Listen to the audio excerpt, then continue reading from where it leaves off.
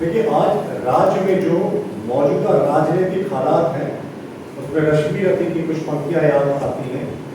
जब नाश मनुष्य पर छाता है पहले विवेक मर जाता है। और इससे मिलता जुलता अंग्रेजी का एक बहुत ही प्रचलित कहावत है, power corrupts and absolute power corrupts absolutely. यानी जो सत्ता के शीर्ष पर बैठे लोग हैं उनमें सत्ता का नशा इस कदर सवार हो गया है कि उनका विवेक बन गया है और उन्हें अच्छे और बुरे की पहचान ही नहीं।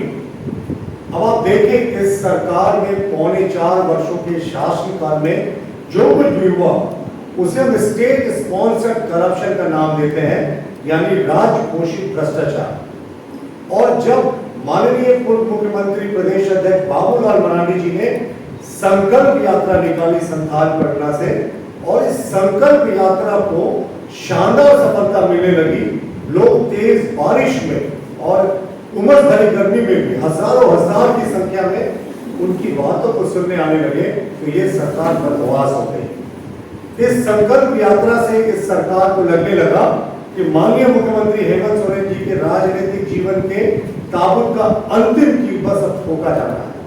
और बाबूलाल जी ने जिस कदर भ्रष्टाचार को उजागर किया, अब माननीय मुख्यमंत्री हमेशा हर एक बात पे आदिवासी हितों की बात करते हैं। बाबूलाल मरांडी जी ने सभाओं में बताया कि किस तरीके से आदिवासी अस्मिता के साथ माननीय मुख्यमंत्री जी ने खिलवाड़ किया और कन्वीनियंस के लिए आदिवासी जमीन को हड़पने के लिए अपने नाम को कभी हेमंत सोरेन से हेमंत कुमार सोरेन करवा दिया, तो कभी उनके भाई का नाम बसंत सोरेन से बसंत कुमार सोरेन हो गया, और पिता का नाम हद तो तक हो गई जब पिता का नाम भी शिबू सोरेन से शिव सोरेन हो गया। और ये सब उन्होंने किया ताकि आदिवासियों की जमीन पर वो लूटपाट जो है वो हो सके और अवैध रूप से उसकी खरीद बिक्री हो सके। और ये सारे आरोप को जब प्रमाण के साथ हमारे प्रदेश अध्यक्ष जी ने संकल्प यात्रा में प्रस्तुत किया, अलग अलग प्रेस कॉन्फ्रेंसेस में प्रस्तुत किया, तो ये सरकार सत्ते में आ गई और तीर बिल्कुल निशाने में लगा था। क्योंकि सरकार के किसी भी नुमाइंदे ने नहीं कहा, मुख्यमंत्री ने नहीं कहा, किसी मंत्री ने नहीं कहा, जेएमएम के किसी भी नेता ने नहीं कहा कि ये आरोप गलत है। हाँ, उन्होंने जरूर फर्जी मुकदमे करवा दिए। तो भाई ये सरकार के लिए फर्जी मुकदमे कोई नई बात नहीं है। अभी हमारी जानकारी के अनुसार बाबूलाल मरांडी जी के ऊपर 4-5 फर्जी मुकदमे अलग अलग जिलों में ये सरकार करा चुकी है। और जैसा हमें सूचना है कि आने वाले दिनों में इन मुकदमों की संख्या बहुत बढ़ेगी। लेकिन मुख्यमंत्री जी, आप कान खोलकर सुन लें, आप 4 मुकदमे कराएं या 400 मुकदमे कराएं, बाबूलाल मरांडी जी का भ्रष्टाचार के खिलाफ मुहिम जो चल रहा है वो बिल्कुल समाप्त नहीं होने वाला है, वो अंजाम तक जाकर ही समाप्त होगा। और ऐसे भी राष्ट्रवादी दल के कार्यकर्ता जो हैं वो किसी भी फर्जी मुकदमे से बिल्कुल नहीं डरते। तो इन्हें कंफ्यूजन हो गया कि शायद फर्जी मुकदमों की आड़ में वो बाबूलाल मरांडी जी के भ्रष्टाचार के खिलाफ चल रहे मुहिम को ठंडा कर सकते हैं। लेकिन इससे हमारा हौसला और बुलंद हुआ है और बाबूलाल मरांडी जी ने बिल्कुल कहा कि मुख्यमंत्री जी ने मोहर लगा दी हमारे आरोपों में इन फर्जी मुकदमों के जरिए। मुख्यमंत्री जी को पुनः चुनौती है कि आप मुकदमे करते रहे। ऐसे भी आपकी सरकार ने अब तक हमारे 250 नेता कार्यकर्ताओं के ऊपर अलग अलग मामले में फर्जी मुकदमे किए। यहाँ तक कि किसान के हितों को लेकर भी जब हम खेतों में उतरे तो आपने हमारे नेताओं के ऊपर फर्जी मुकदमे किया। हमारे पूर्व प्रदेश अध्यक्ष के ऊपर आप लोगों ने राजद्रोह का मुकदमा किया। लेकिन इन मुकदमों से हम विचलित नहीं होते हैं, बल्कि हमारा संकल्प जो है और वो मजबूत होता है कि इस सरकार का जो भ्रष्टाचार है वो हम अंजाम तक ले जाएंगे। और माननीय मुख्यमंत्री जी को ऐसा प्रतीत होता है कि 3 प्रकार का भय बहुत ज्यादा सता रहा है।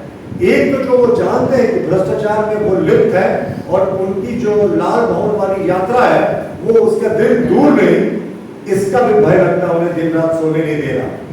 दूसरा, उन्हें पता है कि आदिवासी मूलवासियों को शक्ति देने के नाम पर वो सत्ता में आए थे, युवाओं को रोजगार देने के नाम पर सत्ता में आए थे, बेरोजगारों को बेरोजगारी भत्ता देने के नाम पर वो सत्ता में आए थे, महिला उत्पीड़न की संख्या कम करने के लिए वो सत्ता में आए थे, ऐसा उनका दावा था।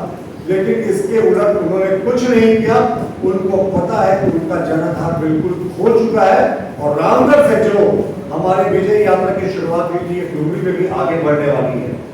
तीसरा, संकल्प यात्रा को जो आपार जन समर्थन मिल रहा है, हजारों हजार की संख्या में लोग सुनने आ रहे हैं और बिल्कुल कन्विंस होकर जा रहे हैं कि इस सरकार ने झारखंड को सबसे ज्यादा लूटा, उससे भी मुख्यमंत्री जी की नींद उड़ गई है।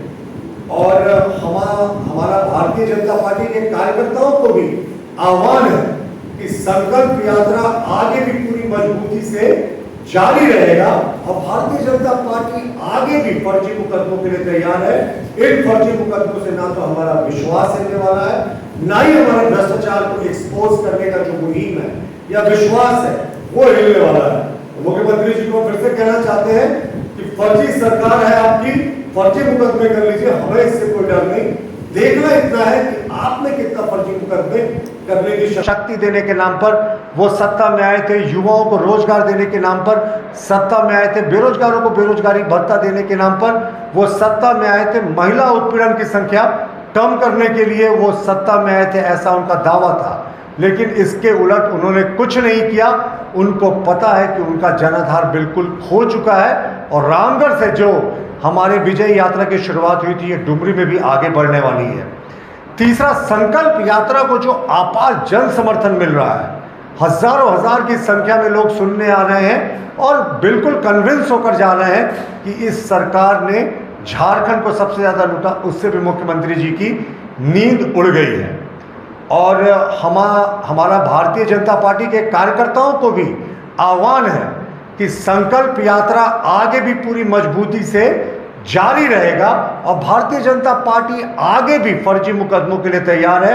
इन फर्जी मुकदमों से ना तो हमारा विश्वास हिलने वाला है, ना ही हमारे भ्रष्टाचार को एक्सपोज करने का जो मुहिम है या विश्वास है वो हिलने वाला है। तो मुख्यमंत्री जी को हम फिर से कहना चाहते हैं कि फर्जी सरकार है आपकी, फर्जी मुकदमे कर लीजिए, हमें इससे कोई डर नहीं। देखना इतना है कि आप में कितना फर्जी मुकदमे करने की शक्ति है। हम तो तैयार है साहब, आप जेल भी भेज दें तो भी हमें डर नहीं, क्योंकि भ्रष्टाचार के खिलाफ इस मुहिम में यहाँ के आदिवासी मूलवासी जनता को इस भ्रष्ट सरकार से मुहिम देने के लिए, आज़ादी देने के लिए हम कोई भी बलिदान करने को तैयार हैं। और फर्जी मुकदमों से ना तो बाबूलाल मरांडी जी का विश्वास अडिग होगा, ना ही हमारे राष्ट्रवादी दल के किसी कार्यकर्ता का विश्वास अडिग होने वाला है। जी,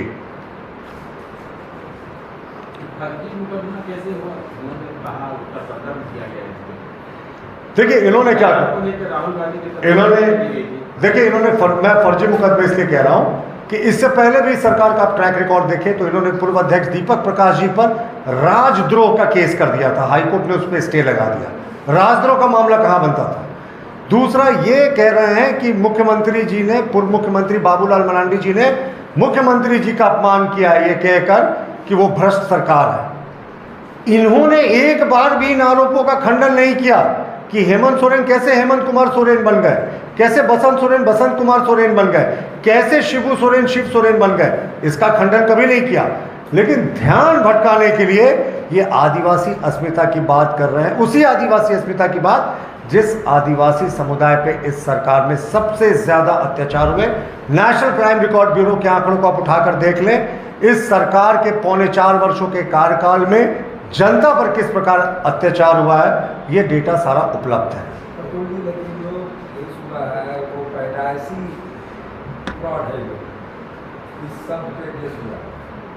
देखिए ये तो अब न्यायालय के अधीन मामला है, लेकिन प्रथम दृष्टया जो भी है, कुछ पॉलिटिकल मामले होते हैं, प्रथम दृष्टया यह साफ है कि मुख्यमंत्री जी पर जो आरोप लगा उसका उन्होंने खंडन नहीं किया, लेकिन मुकदमे करके वो ध्यान भटकाने की कोशिश कर रहे हैं।